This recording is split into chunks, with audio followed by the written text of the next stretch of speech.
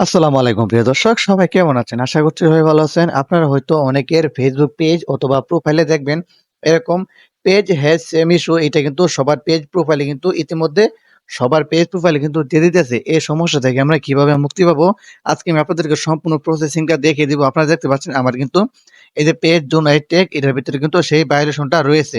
এই যে page has same issue দেখতে পাচ্ছেন, এটা কিন্তু আমাদের এখানে রয়েছে। আর এখানে বলে দিয়েছে যে কমিউনিটি স্ট্যান্ডার্ড ভায়োলেশন, এটা আমরা কিভাবে রিমুভ করব? তাহলে চলুন সম্পূর্ণ ভিডিওটা আগে প্রসেসিং দেখি, তারপর আমরা দেখবো আজকে এই যে এই সমস্যাটা কিভাবে আমরা রিমুভ করতে পারবো। আমি বলে দিই, যদি আপনাদের যদি ফেসবুক যে অ্যাপ্লিকেশনটা সেটা যদি আপডেট দেওয়া না থাকে তাহলে আপনারা অবশ্যই সেটা আপডেট দিয়ে নিবেন। আপডেট দেওয়া হয়ে গেলে আপনার সোজা চলে যাবেন আপনার ফোনের ফেসবুক অফিসিয়াল অ্যাপ্লিকেশনে। তারপর এখান থেকে অ্যাপ্লিকেশনটা ওপেন করে দিবেন। আপনার যে পেজে ভায়োলেশনটা আছে সেই পেজটা আপনারা ওপেন করে দিবেন। তারপর আপনাদের প্রোফাইলের উপরে একটা ক্লিক করে দিবেন। প্রোফাইলের উপরে ক্লিক করে দিতেছি। প্রোফাইলের উপর ক্লিক করে দিলে আপনারা এখান থেকে দেখতে পাচ্ছেন সি ড্যাশবোর্ড। এখান থেকে আমরা সি ড্যাশবোর্ডের উপর একটা ক্লিক করে দেবো। সি ড্যাশবোর্ডের উপর ক্লিক করে দিলে আমাদের সামনে কিন্তু এরকম একটা অপশন ওপেন হবে। তারপর একটু নিচে আসবো। নিচে দেখতে পাচ্ছেন পেজ রিকমেন্ডেশন। আমরা যদি পেজ রিকমেন্ডেশন উপরে একটা ক্লিক করে দিই তারপর এখান থেকে আমরা দেখতে পাবো। দেখতে পাচ্ছেন পেজ রিকমেন্ডেশন। এখানে কিন্তু আমার রিকমেন্ডেশন এনেবল আছে। তাতেও কিন্তু আমার এখানে কিন্তু একটা ভায়োলেশন দিয়ে দিয়েছে। আমরা সেই ভায়োলেশনটা কিভাবে আমরা এখান থেকে রিমুভ করব? আমরা একটু নিচে আসবে, তাহলে দেখতে পাচ্ছেন পেজ স্ট্যাটাস।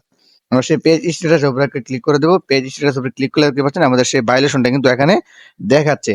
এখান থেকে আমাদের কাজ হলো কিভাবে আমরা সেই ভায়োলেশনটা এখানে রিমুভ করব। আপনার সর্বপ্রথম এখানে একটা স্ক্রিনশট দিয়ে নেবেন। আমি একটা স্ক্রিনশট দিয়ে নিতেছি।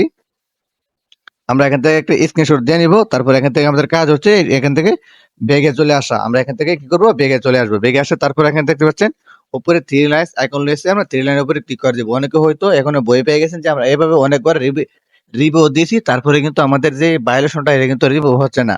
আজকে আমি আপনাদেরকে সম্পূর্ণ টোটালি প্রসেসিংটা দেখিয়ে দিব। আশা করতেছি ২৪ ঘন্টার ভিতরে সেই ভায়োলেশনটা উঠে যাবে। তারপর আমরা একটু নিচে আসবো। নিচে আসে দেখতে পাচ্ছেন হেল্প এন্ড সাপোর্ট। আমরা হেল্প এন্ড সাপোর্ট উপরে একটা ক্লিক করে দেবো। হেল্প এন্ড সাপোর্ট উপরে ক্লিক করে দিলে ক্লিক করে দেওয়া তারপর দেখতে পাচ্ছেন এখানে রিপোর্ট এ প্রবলেম যে অপশনটা, এখান থেকে আমরা খুঁজে বার করবো যে রিপোর্ট এ প্রবলেম। আমরা এইটার উপরে একটা ক্লিক করে দেবো। রিপোর্ট এ প্রবলেম উপরে ক্লিক করলে এখান থেকে দেখতে পাচ্ছেন আমাদের সামনে এরকম একটা ইন্টারফেস চলে আসবে। আপনি যদি ফোনটা নাড়াচাড়া করেন তাও হবে। তার একটু নিচে আসে দেখতে পাচ্ছেন কন্টিনিউ টু রিপোর্ট প্রবলেম। আমরা এইটার উপরে ক্লিক করে দেবো। এইটার উপরে ক্লিক করলে এখানে একটু লোড নেবে। আর আপনি যদি আমার ফেসবুক পেজে নতুন দর্শক হন তাহলে অবশ্যই পেজটা ফলো দিয়ে ভিডিওটা একটা শেয়ার করে দিবেন। আর যদি ইউটিউব চ্যানেল থেকে দেখে থাকেন তাহলে অবশ্যই চ্যানেলটা সাবস্ক্রাইব করে দিবেন। তাহলে আমরা একটু নিচে আসবো। নিচে দেখতে পাচ্ছেন এখানে যে সবুজ অপশনটা, এটার উপর আমরা ক্লিক করে দেবো। আমরা এটার উপরে ক্লিক করে দিলে আমাদের সামনে নতুন একটা ইন্টারফেস ওপেন হবে। যে আপনি যদি আপনার ফেসবুক পেজে করেন তাহলে এখান থেকে পেজ সিলেক্ট করবেন। আর যদি প্রোফাইলে করেন তাহলে এখান থেকে আপনি কি করবেন? প্রোফাইল সিলেক্ট করে দিবেন। আমি একটু নিচে আসবো। পেজ, আমি পেজের উপর একটা ক্লিক করবো। এই দেখতে পাচ্ছেন পেজ, আমার পেজের উপর ক্লিক করে দিয়েছি। তারপর এখানে দেখতে পাচ্ছেন আমাদের সামনে কিন্তু নতুন একটা ইন্টারফেস চলে আসছে। তার আগে আমি আপনাদেরকে বলে দিই যে আপনার পেজে এরকম একটা ইস্যু চলে আসে তাহলে আপনাদের মূল কাজ হবে আপনারা ১ থেকে ২ টা লাইভ করা। লাইভ করার পরে আপনার এখানে রিপোর্টটা করা আরকি। এখানে দেখতে পাচ্ছেন আপলোড ফ্রম ফোন। আমরা এখান থেকে যে স্ক্রিনশটটা নিয়েছিলাম সেই স্ক্রিনশটটা এখানে কি করব? আপলোড করে দেব। যে স্ক্রিনশট আপলোড করে দিলে দেখতে পাচ্ছেন সিলেক্ট, আমরা আপলোড করে দিয়েছি।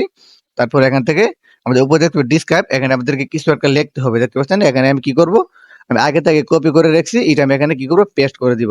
আর আপনি যদি এটা ইউটিউব থেকে দেখেন তাহলে অবশ্যই ডেসক্রিপশন বক্সে চলে যাবেন। আমি এটা লিংকটা দিয়ে দেব।